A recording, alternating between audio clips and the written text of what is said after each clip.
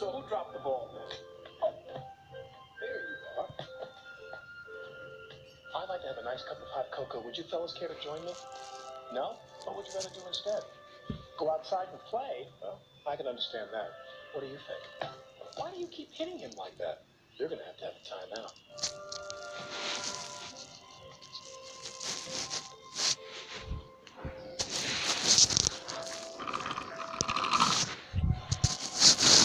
Just a little sweeter, I think.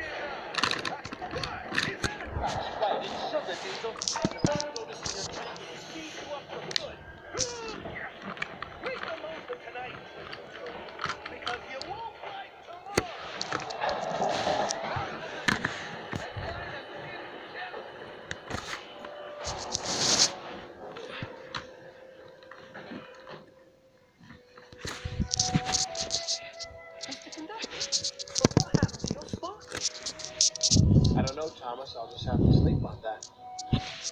On your sparkle? No, Thomas. The problem of what happened to him.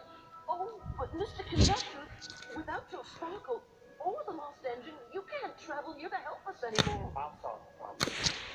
You just go to sleep now.